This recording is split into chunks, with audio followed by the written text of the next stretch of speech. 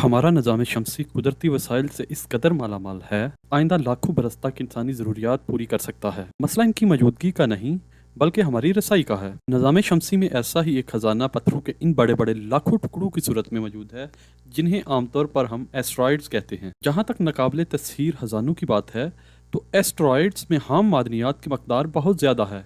इनमें से ज़्यादातर करोड़ों मील के फासले पर और रोशनी के मदार में ज़मीन से बिल्कुल मुख्तलिफ सिमत में मौजूद हैं। इसके बावजूद बहुत से साइंसदान एस्ट्रॉइड्स तक पहुंचने का संजीदगी से सोच रहे हैं, लेकिन इनका मकसद तहकीक नहीं बल्कि वहां मौजूद वसाइल पर कब्जा जमाने की ख्वाहिश है। पहली नज़र में गोल्डमैन सैक्स जैसे मोतबर अदारे की बात काबिल तवज्जो लगती है, लेकिन जब आप इसे मज़ीद बारीक बीनी से देखें तो ये सारी मुहिम रद्द करना मुश्किल नहीं रहता, जो महज से एक ख्याली पलाव महसूस होती है। अभी अगर ज़मीन से करीब तरीन एस्ट्रॉइड्स हालत हीरे के भी बने हों, तो फिर भी ज़मीन तक सारा मवाद मुंतकिल करना कम खर्च बाला नशीन वाला हिसाब नहीं होगा। इस मौके पर यह जहन में रखना इंतहाई ज़रूरी है कि मुमकिन है इसकी ज़रूरत ही ना हो या ज़रूरत कम पड़ती हो। कम पड़ती मादनियात पर बात करना फैशन बन चुका है, लेकिन मुमकिन है ऐसा ना हो। जब हम ज़मीन पर हाम धातु की कमी की बात करते हैं, तो हमारी तवज्जो महज इन तक महदूद रहती है जिन तक रसाई और इन पर काम करना आसान है।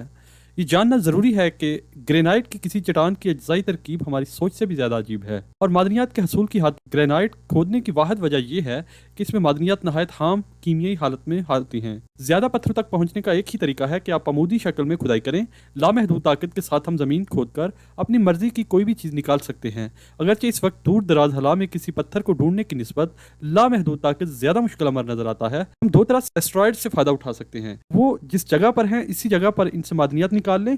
तकरीबन 20 करोड़ मील दूर हम हस्बे ख्वाहिश इन्हें ज़्यादा मुनासिब जगह पर ले जा सकते हैं और वहाँ इन पर काम करें। अभी बिल्कुल हालिया अरसे तक नासा एक छोटे से एस्ट्रॉइड को चांद के मदार में ले जाने, वहाँ इसका जायजा लेने, बल्कि इसे खोदने तक पर गौर किया जा रहा है, और ये मिशन एस्ट्रॉइड रीडायरेक्ट मिशन कहलाता है। ये मंसूबा ओबामा ने शुरू किया था, लेकिन बाद में ट्रंप इंतजामिया ने इसे ख़त्म करते हुए नासा को चांद के मदार में इंसानी सवारी वाली मशीन भेजने की हदायत दी। अगर वो मंसूबा कामयाबी से हमकिनार हो जाता, तो मुमकिन है एस्ट्रॉइड्स पर मादनियात की तलाश में हायल नफसियाती रुकावट काफ़ी हद तक कम हो सकती थी। ज़्यादातर एस्ट्रॉइड मरीख और मुश्तरी के मदारों के दरमियान में पाए जाते हैं, और इन तक रसाई काफ़ी मुश्किल होती है। सबसे बड़ा हमारे चांद की छोटी शबीह जैसा लगता है। माजी करीब में अमरीकी तहकीकाती मिशन ने दौरा किया और इसकी तफसीलात कामयाबी से महफूज की। ताहम काफ़ी मुनासिब तादाद ऐसी भी है जिन्हें ज़मीन के करीब तरीन एस्ट्रॉइड कहा जाता है।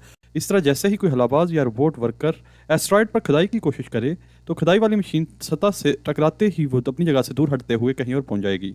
दरअसल इसका हवाई जहाज़ मुमकिन तौर पर इब्तदा ही में ऐसा कर गुजरेगा। बाद साइंसदानों ने तजवीज़ पेश की है कि पूरा पत्थर एक रस्सी से चारों तरफ से बांधा हुआ हो, और हवाई जहाज़ को भी असली एस्ट्रॉइड से बंधा होना चाहिए। इसके बाद ही संजीदा किस्म का काम शुरू हो सकता है। कुछ दिगर की राय है कि इस पर जदीद दौर के नेज़े बरसाने चाहिए ताकि पत्थर के टुकड़े हासिल किए जा सकें। दीगर पथरीले सियारों की निस्बत कुर्रा अर्ज़ की सतह में सबसे ज़्यादा कशिश शकल पाई जाती है। अगर आप खला में बड़े ढांचे तमीर करना चाहते हैं, तो ये बेतुकी सी बात है। बहुत से साइंसदानों के ख्याल में ज़्यादा बेहतर यह है कि धातु पर काम करने वाली मशीनें एस्ट्रॉइड्स पर पहुंचाई जाएं और फिर जीरो वेलोसिटी में कम माल तैयार किया जाए। इस तरह के मनसूबे के लिए खला में बड़ी सनत की बुनियाद डालना पड़ेगी।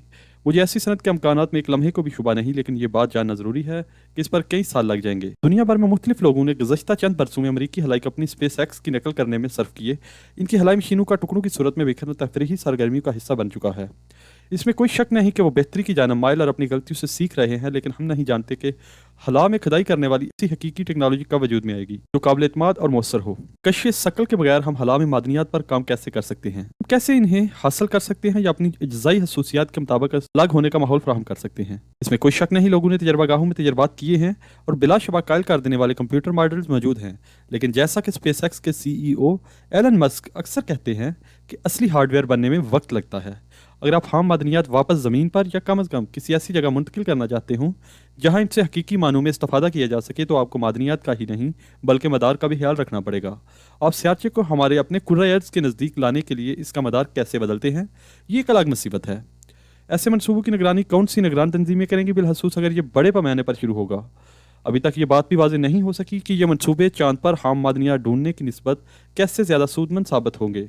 हला में कॉलोनियाँ बनाने के इब्तदाई वकीलों जैसे कि जेरड ओनियल ने बहुत खुलकर सियाचों यानी एस्टेरॉइड्स पर कानकनी की बात की, ताकि हला में कॉलोनियाँ बनाई जा सकें, जिससे लोगों की एक बड़ी तादाद हला में रहने के काबिल हो सकेगी। बाद एस्टेरॉइड पर शायद मुंजमद पानी मौजूद हो, باقی اوپر شاید معدنیات۔ اگر ہم ایسے مستقبل کی بات کر رہے ہیں جہاں خلا میں بڑے پیمانے پر سرگرمیاں معمول ہوں گی، تب ایسٹرائڈز پر معدنیات کی نسبت پانی کے لیے کھدائی شاید کم خرچ لیکن بہتر ثمرات کی حامل ثابت ہو۔ دور دراز خلا میں سفر کرنے کے لیے ہزاروں ٹن ایندھن درکار ہوگا اور جہازوں کے لیے زیادہ تر ایندھن پانی کے ذریعے بآسانی بنایا جا سکتا ہے۔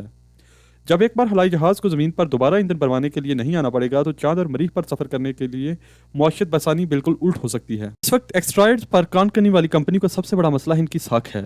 بس اتنا کہ یہ لوگ کس قدر سنجیدہ ہیں۔ یاد رہے ناسا نے ماضی کے 15 برس اس کوشش میں صرف کر دیے کہ 4 افراد کو واپس چاند پر لا سکے۔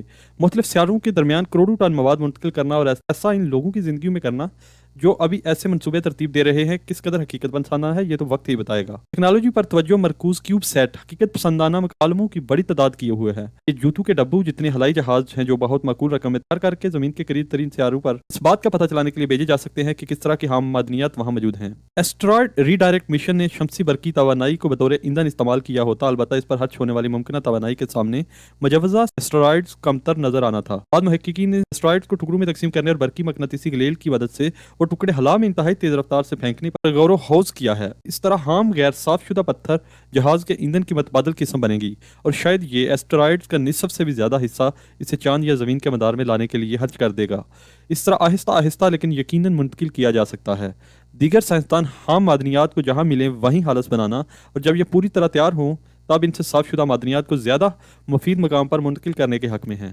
لیکن ان میں سے کسی کے بھی حقیقت بننے میں ہمیں ابھی تک ان بنیادی رکاوٹوں کا سامنا ہے جو ہم نے خلائی پروازوں کے راہ میں گزشتہ 60 برسوں کے دوران محسوس کی، یعنی خلائی مشن بھیجنے کے اخراجات میں اس قدر کمی لانا کہ حقیقت پسند پرعزم سرمایہ کار جنہیں خلائی سفر سے کوئی جذباتی وابستگی نہیں، وہ خلا میں کانکنی جیسے خطرناک مہم جوئی میں اپنے رقم خرچ کرنے کے لیے خطرہ مول لینے کو تیار ہو جائیں گے۔